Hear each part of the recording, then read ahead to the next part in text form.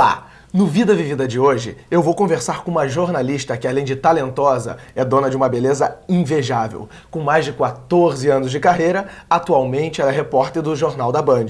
Aqui comigo, Aline Pacheco. Tudo bom, Aline? Tudo bem. Eu queria começar falando um pouquinho, não da sua carreira jornalística. Queria começar falando da Aline modelo. Você foi modelo, né? Todo mundo tem uma história, né? Todo mundo tem uma história. Eu fui a Nova York fazer um desfile para uma amiga e aí tinha um olheiro, enfim, da Elite e me chamou. Só que quando ele viu minha altura, falou, bom, você não pode ser a Elite, você vai ter que ser a Petit Elite, que é o irmão do John Casablanca. E muito simpático, enfim. Eu fiquei um ano lá. Trabalhei, fiz algumas, mais para televisão, fiz alguns desfiles e fiz uma campanha grande da Revlon. Mas, na verdade, o que eu mais aprendi lá nos castings, eu não tinha a menor paciência. Então, eu ficava com as jornalistas dentro das redações, de revista mesmo, Elle, Marie Claire, aprendendo a escrever. Eu acho que, na verdade, eu já queria ser jornalista e não sabia, né? Então, foi bom essa experiência, porque além de você ganhar um dinheirinho, né, você se diverte. E aí, eu fui aprendendo toda essa parte de jornalismo de moda. Quer dizer, foi minha primeira experiência como jornalista foi ali. Essa passagem em Nova York foi com que idade? 16 para 17. Tá, e como é que você começou mesmo a trabalhar? Qual foi o seu primeiro emprego, vamos dizer assim? Confecção. Eu ficava contando e catando botão dentro de confecção. Cansei de dormir em chão de facção também, para poder entregar a roupa em tempo, que a gente participava de showroom, de feira de moda. E aí... Mas você foi por interesse? Eu era apaixonada por moda, então eu gostava de ajudar, por exemplo, qual vai ser a próxima coleção, qual é a tendência, quais são as cores. Mas isso era profissional? Era, eu recebia salário. E aí, na verdade, o que aconteceu? Eles acabavam me usando para fazer o desfile também. Você foi para Nova York ou foi por outro motivo? Não, eu fui a Nova York para fazer um desfile. Já era específico? Para uma grife daqui, isso. Aí tinha um olheiro lá, me chamou, eu nem voltei pro Brasil, fiquei direto um ano lá. No fim desse ano, eu tive um convite para morar em Paris. Para trabalhar em Paris. Só que aí eu voltei ao Brasil e casei. Aí não fui para Paris. Aí você não foi para Paris? Ele me deve uma viagem até hoje. Você já estava fazendo faculdade nessa já, época? Eu tranquei, eu fazia PUC no Rio, já estava um ano jornalismo. Comunicação social, né? Que é aquele primeiro ano básico. Isso. E aí, quando eu fui para Nova York, tive que mandar uma carta, tranquei. E aí, como eu casei e fui morar em São Paulo, eu terminei a faculdade em São Paulo. E fui fazer esse curso de marketing de moda. E trabalhei na Vila Romana na divisão de franchise. Então a gente desenvolvia Calvin Klein, Giorgio Armani, VR, a gente trouxe isso tudo para o Brasil, fazia todo o desenvolvimento de linha, de marca, de loja. Como eu brigava muito com a agência de propaganda, porque eu dizia que aquelas campanhas não eram boas, eu não gostava daquilo, tinha 20 anos na época. E aí o dono da agência de propaganda falou, chega de brigar comigo. Aí eu fui trabalhar com ele na área de criação, mas aí também não era muito minha praia. Mas me conta uma curiosidade, você fazia muito regime? Nunca. Nunca? Não, nunca. Você era magra de ruim? Sou magra de ruim. Come bem. E na época eu ainda comia feijoada, 2 pratos. Minha comida predileta era feijão com arroz, bife, batata frita, ovo, farofa, salada e banana. Como é que você conseguia isso em Nova York? De comer... na Rua 46. O que é? E eu morei... Na Rua 46 é a Rua dos Brasileiros, Só né? tem... Então você vai lá, compra feijão, bombom, sonho de valsa, não vivia sem. E eu morei na casa de uma família em Westchester, que eram 40 minutos, 20 minutos de trem, na verdade, 40 de carro. E aí eles búlgaros, né? E muito apaixonados pelo Brasil, muitos amigos da minha família. E aí eles faziam comida brasileira, a gente comia bastante. Não teve problema então? Não. Você estava falando da questão quando você foi trabalhar então nessa agência de marketing, você foi fazer o marketing? E aí foi sensacional, né? Porque eu tinha professores da Folha de São Paulo, do Estadão, da Veja, era só... E não era aula... vamos ler isso aqui, tá? Era briga o tempo inteiro, discussão em temas modernos, o que estava acontecendo, era factual mesmo. Sim. E aí depois tinha, obviamente, aquela apostila, vamos ler aqui, fazer prova, mas era muito um hard news ali dentro da sala de aula. Aí eu fiquei apaixonada, falei, minha praia é essa. Achei. E um dia almoçando, porque São Paulo cresceu muito para um lado chamado Brooklyn Novo. E aí a Liu Lara era ali, junto com a editora Abril, uma calçada de diferença. E almoçava todo mundo junto. Aí eu escutei um grupo dizendo, poxa, hoje tem prova na L. Aí eu falei, oba, prova na L? Aí eu corri lá, falei, eu trabalhava na agência de propaganda, fazia... Mas a prova da L era para jornalismo? Para jornalismo, era para jornalista. Eles tinham uma vaga para jornalista na L. E aí eu falei, bom, vou correr lá para ver o que é. Aí eu fingi que sabia, Ah, não, eu tô inscrita sim, me inscrevi e tal. Mentira, não tinha inscrito nada. Você fez a prova? Aí subi, dei de cara com a Regina Guerreiro, falei, agora eu morro. Quero saber o resto dessa história depois do intervalo. Tá, ok? joia. E o Vida Vivida vai para um rápido intervalo, não saia daí.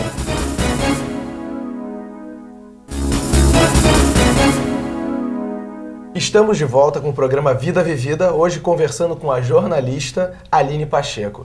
Nós terminamos o último bloco falando sobre a revista Elle, né, feminina, a sua prova. Como é que foi? Você encontrou quem quando você subiu? Eu dei de cara com a Regina Guerreiro, que nesse ramo de moda, ela é a papisa da moda. Quer dizer, se alguém assistiu O Diabo Veste Prada, vai entender muito bem. Só que ela não é tão cruel, não. Ela é boazinha até. E aí, ela jogou uns papéis em cima da mesa, colocou 3 revistas e falou assim, escrevam. Eu falei, pronto, e agora? Eu nunca escrevi, como é que eu vou fazer isso aqui de moda? Aí escrevi qualquer coisa lá, tudo doido. Ela adorou. E aí eu fui contratada. Aí eu saí de uma empresa onde eu era supervisora de planejamento, que eu ganhava em dólar e muito bem, para mal pagar a minha faculdade. Mas eu falei, é o que eu quero, eu vou embarcar nisso. Fiquei 6 meses na Elle, e aí eu me separei. Vim para o Rio de Janeiro, carnaval, tinha um jogo de futebol no Maracanã. E eu comecei a discutir com a minha irmã, porque o zagueiro, o centroavante, o volante, e uma pessoa parou do nosso lado e falou assim, cara, como é que vocês entendem de futebol? E a gente explicou, meu avô foi assessor de imprensa da seleção brasileira, meu pai foi o primeiro a entrar no Maracanã em 68, quando eu nasci com um bandeirão, enfim. E aí ele falou, bom, você quer estagiar no Globo Esporte? Eu falei, quero. Aí eu fui a São Paulo, fiz minha mudança, cheguei no Rio, e aí eu comecei a trabalhar. Só que curioso é que eu já estava formada, eu não podia ser estagiária e não tinha vaga para contratar. Mas foi ótimo, foi uma experiência sensacional. Quanto tempo você ficou? 2 anos. 2 anos trabalhando. Aí peguei onda, voei de parapente, Ganhando andei nada. de skate, ganhando nada. No amor? No amor. No amor à camisa. Mas foi ótimo, eu acho que toda experiência é válida, é isso que as pessoas têm que entender. E eu acho que eu comecei muito tarde. Então que idade eu você tinha? Eu tinha 24 quando eu entrei no Globo Esporte. Então, na verdade, se você parar para pensar, o certo, eu acho hoje em dia, você estagiar num rádio, num jornal, TV, eu não tinha feito nada disso. Eu cheguei, o primeiro dia que eu saí foi com o Décio Lopes, era um jogo do Flamengo e Bangu. Chovia cântaros. Dizem que chuva no primeiro dia é batismo legal, deve ter sido, né? E eu não tinha noção de nada, eu não sabia microfone, câmera, como é que faz. E aí eu fui aprender tudo. Eu dormia dentro da Globo, ficava 12, 14 horas lá dentro. Na faculdade você não... A faculdade na minha época não é como hoje, vocês têm um estúdio muito legal como esse, que você tem laboratórios, não tinha isso, era muito mais... As aulas, como eu te disse, até em São Paulo, era em cima do que estava acontecendo no momento, eram discussões, enfim... Uma formação mais cultural. Muito mais cultural do que propriamente prática. Não, prática, os laboratórios não existiam. Continuando na sua trajetória, você do Globo Esporte, do Esporte Espetacular, você foi para outra emissora, para qual? Fui na época, aí eu fiz TVE, fiquei 1 mês na TVE, aí a CNT me chamou, fiquei 1 mês e meio na CNT, e aí eu fui para a Manchete, comecei no jornalismo da Manchete, fazendo a área cultural. Sempre como repórter? Sempre como repórter. E aí, em seguida, me chamaram para o programa de domingo, que era muito legal, um fantástico da vida, né? E depois Câmera Manchete, que foi sensacional. Era um programa tipo Globo Repórter, você tinha 40 minutos de produção, um mega desafio, né? Você produzir tudo sozinha. E você botar um programa desse no ar é realmente incrível. Era você e mais... Não, eu tinha a diretora, tinha uma produtora, e aí eram 2 repórteres, eu e o Felipe Pena. Mas a gente não podia parar, né? Porque você terminava numa semana, o Felipe fazia na outra e eu ia fazendo. Então a gente foi... Você tinha 1 semana para produzir o programa inteiro, 40 minutos de programa. Ajudava a editar e tudo. Isso é uma outra coisa que eu acho que você tem que ter em mente. Eu aprendi muito no Globo Esporte a editar. Eu entrava na Ilha, Avid, tudo que naquela época as outras nem tinham, a Manchete passou a ter até. Então você é um filho, você vai gestar e ele vai nascer. Você tem que saber fazer tudo, senão... O material se perde. É difícil. E me diz uma coisa, você sempre cobrindo rua, né? Sempre. Nessa época, sempre factual, ou então essas produzidas, mas sempre rua. E a questão do jornalismo policial? Você passou por vamos dizer assim, um perrengue no nosso linguajar mais comum. Eu acho que a gente está vivendo um momento muito particular desde a morte do Tim Lopes. O jornalista, eu cansei de subir morro, fazer favela, você negociava com o traficante, ele dizia, tia, sensacional, só não vira a câmera pra cá. Com a morte do Tim Lopes, o jornalista virou alvo. Então, você cansa de escutar na favela, em radinho, então você pega aquela frequência, oba, hoje eu pego um jornalista, vou ganhar um prêmio. Então você virou prêmio. Então você tem que tomar cuidado. Ele não existe... numa guerra, por exemplo, você tem aquela zona neutra que é médico e jornalista. Como é que você trabalha assim? Precaução. Eu acho que você tem que saber o teu limite, você tem que saber até onde você vai. Colete à prova de balas, embora a gente não tenha muita noção de se funciona ou não. E tá sempre... Existem cursos hoje que são ministrados para jornalismo investigativo e policial. Por exemplo, no curso te ensina que você não deve ficar perto da polícia. Eu, por exemplo, discordo, né? Porque eu acho que você, perto da polícia, você tá meio que protegido. Agora, ficar longe da polícia, eu viro alvo também, entendeu? Então, acho que tem que ter um meio... Tem que ter o aprendizado, mas você tem que ter o bom senso. E o sufoco que você passou? Eu fiz uma matéria durante o dia, que era um mês de Vila Cruzeiro. E aí, no fim do dia, pediram que eu fosse até a Igreja da Penha para tentar fazer umas imagens lá de cima.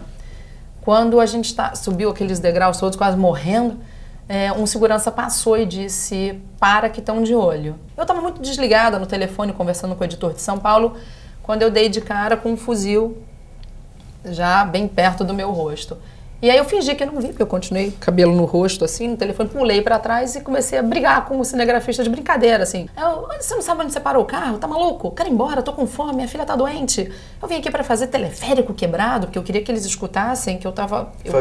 Não tava fazendo nenhuma na verdade, imagem, sim. Né? A gente disfarça um pouco a verdade. É uma imagem. E aí, quando eu olhei, eram 6. Eram 4 com fuzil e 2 com pistola. E eu nunca tinha visto uma mulher armada na vida. Eu fiquei com mais medo dela, por incrível que pareça. Ela muito parada, muito séria pra mim. Veio uma pessoa da Associação de Moradores e pediu pra ver o que tinha na fita. E aí eles viram que na imagem só tinha realmente uma pessoa rezando na igreja. E aí liberaram. Só que a gente foi escoltada até a saída da Penha por 2 motos, 2 traficantes em cada, armados, até a gente sair. Que sufoco, hein? Eu não tive, assim, pânico, não. O que eu tive foi receio. Eu acho que eu tive mais medo de me levarem do que, efetivamente, de acontecer alguma coisa ali. Porque você não sabe o que eles vão fazer com você. Mulher, tá ali. Nosso papo tá ótimo, mas eu vou ter que interromper de novo. E o Vida Vivida vai para mais um rápido intervalo e a gente volta no próximo bloco falando da família da Aline Pacheco. Não saia daí.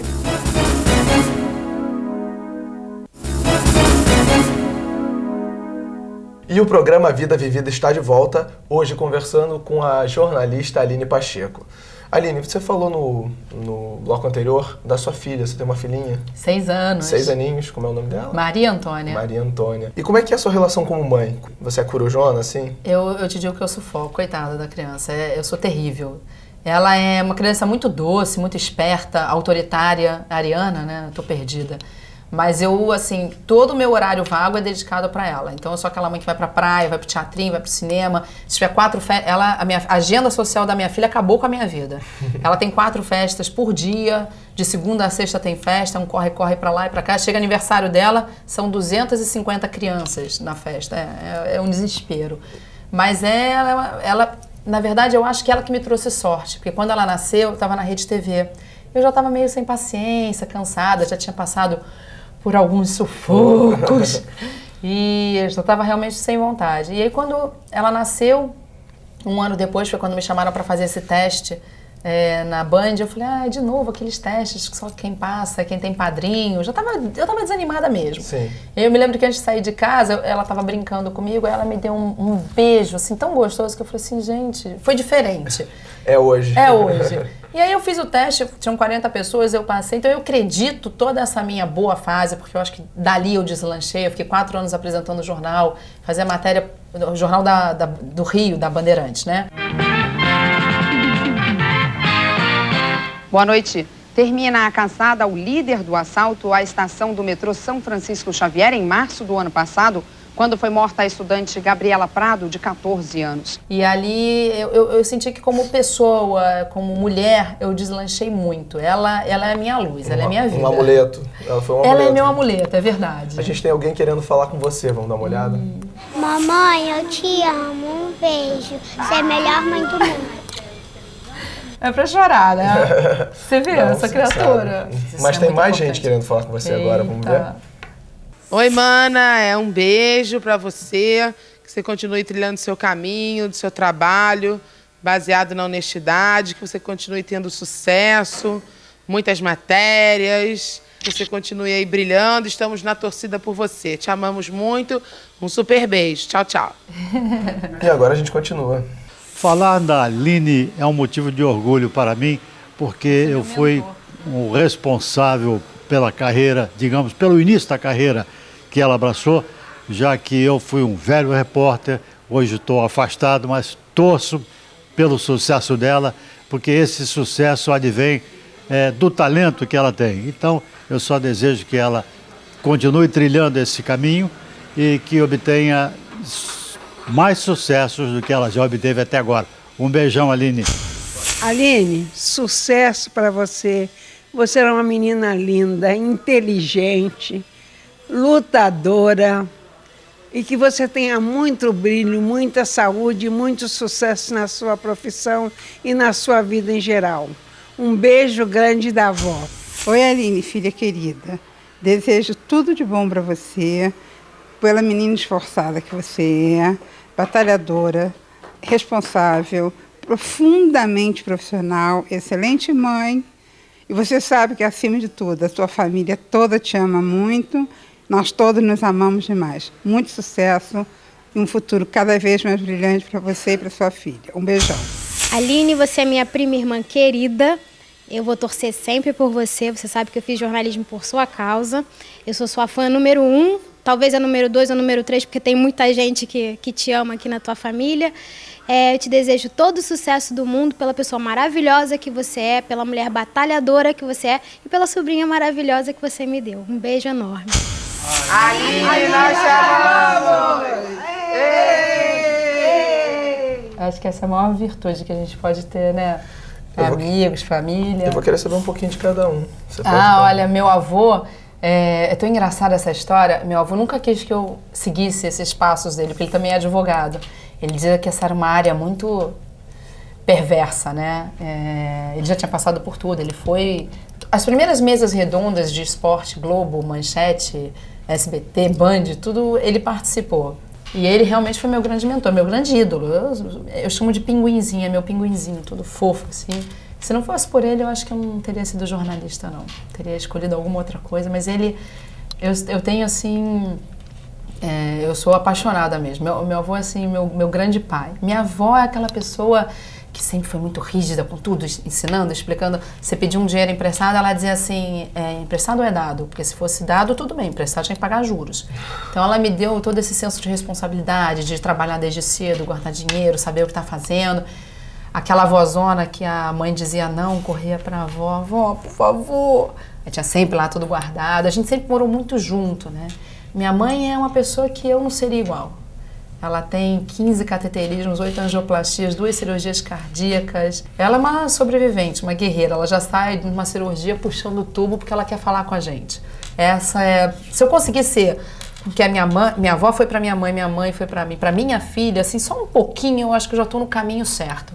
E a minha irmã, essa é a minha... Sabe aquela pessoa que se segura, fala assim, onde é que o meu desespero eu corro pra ela? Me dá bronca. Na cabeça dela eu faço tudo errado. Né? Eu faço tudo errado, não tem jeito. Velha, não, ela é mais nova. Eu fui demitida da Band, né? E voltei agora. E eu me lembro que a primeira pessoa, eu liguei pra ela. E eu tava arrasada, e ela dizia pra mim, isso vai ser ótimo pra você. Porque eu tava numa época que eu me dedicava tanto à Band, a minha filha não queria mais nem me ver apresentando o jornal. Boa noite. 2 casos de irresponsabilidade no trânsito, menores ao volante, mortes de inocentes. 2 tragédias que transformaram em luto o Natal de várias famílias. Se não fosse pela minha família, eu já tinha perdido o rumo de muita coisa. Eles são minha base, meu sustentáculo, eles são meus grandes amores. Minha prima, você viu, virou jornalista, trabalhou no Porto. Né? Olha que chique, trabalhou no Porto, lá em Portugal, no Jornal de Esporte. Então, quando a gente vê que está plantando sementinha, que você faz com que as pessoas tenham esse orgulho de você, essa grande amizade, Simônias, sabe, você fica... Eu acho que é o que te faz viver, é o que te faz sorrir, acordar de manhã feliz. Né? A motivação, Bom, me diz uma coisa, então, e a Aline, quando não está trabalhando, gosta de quê? De viajar? Viajar. Olha, eu vou até te contar uma coisa. Quando eu negociei a volta pra Band, foi a primeira coisa que eu fiz. Eu tava 4 anos sem tirar férias na Band. Eu falei, gente, eu não aguento. Quer dizer, tinha tirado 15 dias que eu fui pra Disney com a minha filha, emagreci 2 quilos, o melhor spa do mundo se chama Disney, porque você corre atrás de criança, Aí você emagrece. Não come nada, não gasta dinheiro, é sensacional. Viajar eu acho que todo mundo teria que ter esse direito, sabe? Nem que seja para ir para a esquina. Vou passar o fim de semana na esquina. Você tem que fazer. É lavagem cerebral, é aquela coisa de... É o spa. Uma viagem inesquecível, sem ser com a filhota. África do Sul. Sensacional. Você foi para onde? Eu fui para Joanesburgo, Cape Town, que é a cidade do Cabo, né? Pretória, que é uma das capitais, porque a África do Sul tem 3. E um lugar chamado Gamela. E eu vi uma das cenas mais sensacionais. Eu vi um leopardo à noite. Tenho isso gravado. É raro você conseguir um safari. Eu estava com a minha câmera filmando. E ele parado assim, uma distância, sei lá, eu não sou muito boa de metros não, mas uns 2 metros assim de distância atrás. E você não pode respirar, porque ele pula, né? E a gente parado assim no carro, aquilo foi sensacional. Acho que em termos de você descobrir as origens, a natureza, tudo isso, foi ótimo. Maravilhosa. Né? Maravilhosa. Você falou de África, e quais são os outros destinos também? Quais são os seus outros pontos turísticos, vamos dizer Eu vou te dizer que Cuba é sensacional. Cuba vale a pena, antes do Fidel morrer, né? Eu falo pra todo mundo, vai antes dele morrer. Cuba tem uma coisa de latinidade, de música, de cultura, de história, e é lindo, as praias são lindas, e não é uma viagem cara também. E eu morei, além de morar em Nova York, eu morei também na Califórnia, eu fui estudante lá. Então eu morava pertíssimo da Disney, eu fui à Disneylândia, eu ia todo fim de semana à Disneylândia. E México é lindo também, tem lugares lindos. A Europa, eu acho, na verdade, se você hoje me dissesse, quer morar em Paris? Eu vou agora. Eu acho que Paris tem a minha cara. Você perdeu a chance, né? Perdi a chance. Não, quem sabe adiou só. Acho que eu vou com a minha filha, Quantos países você conhece ao todo, você sabe? Você tem a conta? Nunca parei para fazer, mas... Bom, os Estados Unidos, da costa leste a oeste, eu já conheço bastante. O México, a Argentina...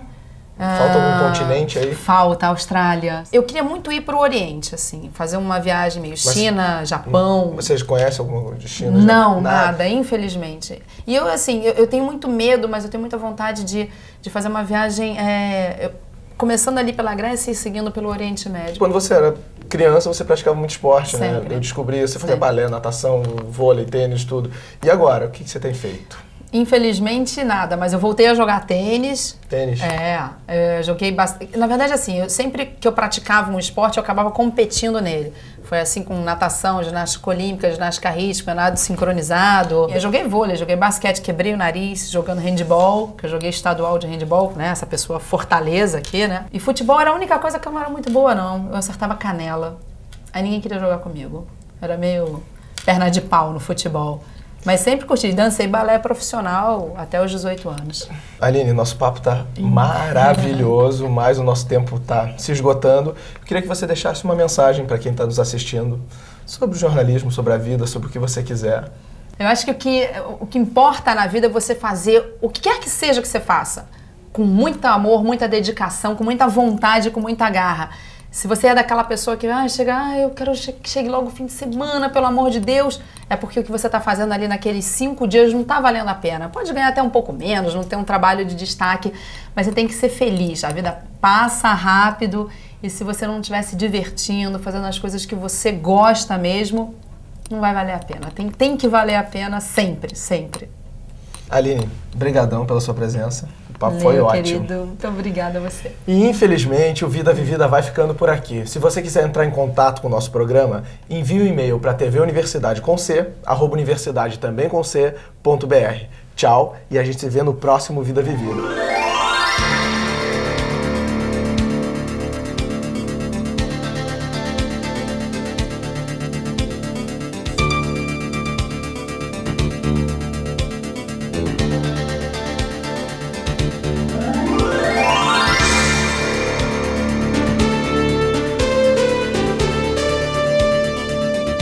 Esses municípios podem ficar mais de uma semana sem água. Um terremoto de 6,7 graus na escala Richter atinge o sudeste do país durante Os problemas não são poucos. Cada um dos representantes da cúpula tem algo a reclamar. Uma pesquisa do IBGE revela: os brasileiros querem punição mais rigorosa para os assassinos do volante.